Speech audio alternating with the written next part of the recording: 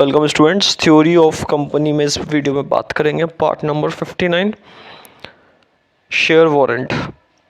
ये वीडियो बहुत इंपॉर्टेंट रहने वाला है क्योंकि इसमें शेयर वारंट के बारे में बता रखा है। इससे प्रीवियस वीडियो में हमने बात करी थी कंपनी की थ्योरी में शेयर सर्टिफिकेट के बारे में और उसके कुछ प्रोविज़न के बारे में।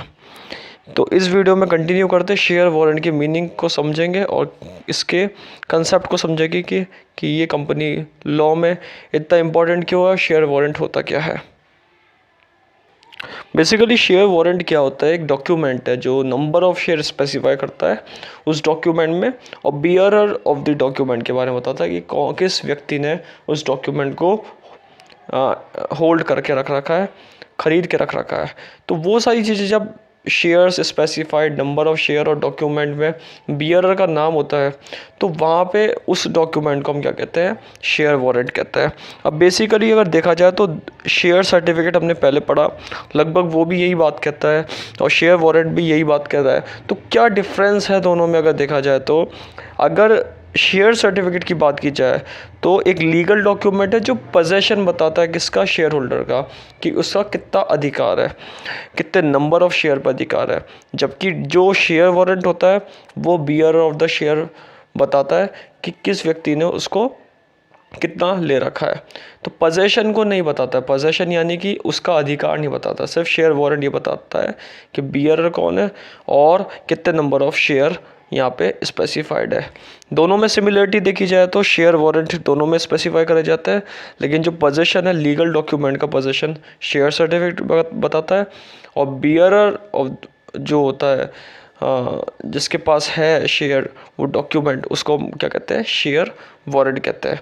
इसलिए शेयर सर्टिफिकेट कंपलसरी इशू करती कंपनी, जबकि share warrant company compulsory issue नहीं करने का प्रोविज़न माना गया है।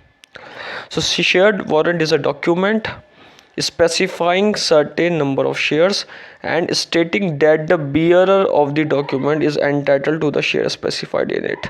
यानी कि बता रखा है कौन बियर, जो व्यक्ति शेयर वारंट को लेगा वो इतने जितने नंबर ऑफ शेयर्स है उन नंबर ऑफ शेयर जो स्पेसिफाइड करे गए उनको बियर यानी कि होल्ड करके रख सकता है।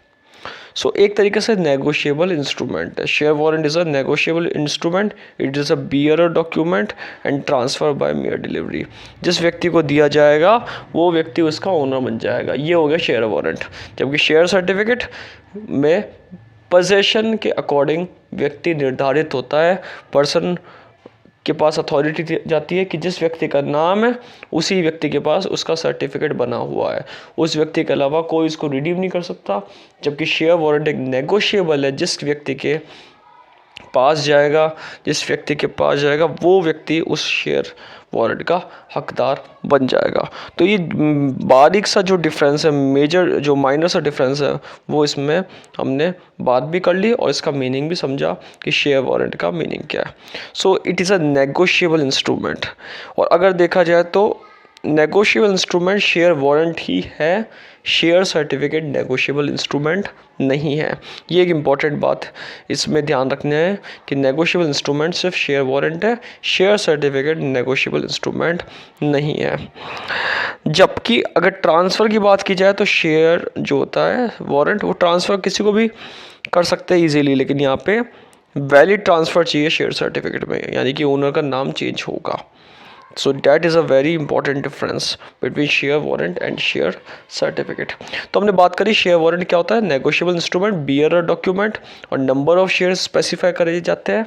जो व्यक्ति के पास शेयर वारंट जाएगा वो उसका तब तक हकदार बन जाएगा, इसलिए इसको नेगोशिएबल एंड बियरर डॉक्यूमेंट कहा जाता है।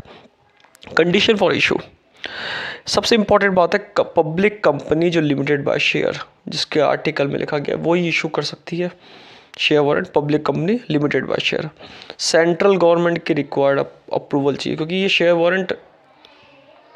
वारंट कंपलसरी नहीं है एक तरीके से। तो एक तरीके से सेंट्रल सीजी गवर्नमेंट की रिक्वायर यहाँ पे चाहिए, सेंट्रल गवर्नमेंट की रिक्वायर्ड यहाँ पे शेयर वारंट के अंदर इशू में चाहिए।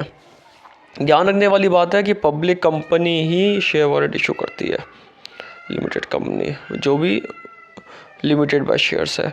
जबकि अगर शेयर सर्टिफिकेट देखा जाए तो हमने पढ़ा कि कोई भी कंपनी इशू कर सकती है जो लिमिटेड बाय शेयर्स हो।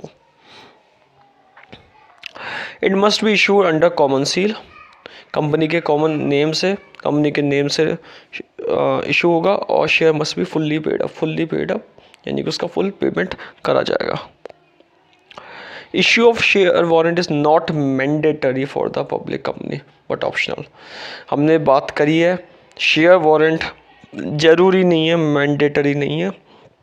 हाँ, शेयर वारंट एक तरीके से ऑप्शनल माना गया है, यानी कि शेयर वारंट कंपनी इशू कर भी सकती है और नहीं भी कर सकती है। तो ये डिफरेंस है किसमें, शेयर सर्टिफिकेट और शेयर वारंट में, जो हमने पढ़ा बेसिकली।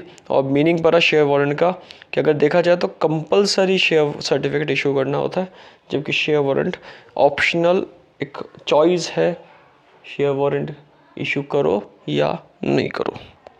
तो इस वीडियो में हमने बात करी शेयर वारंट के बारे में, और हमने ये भी बात करी कि शेयर वारंट किस तरीके से अलग है शेयर सर्टिफिकेट से। Thank you.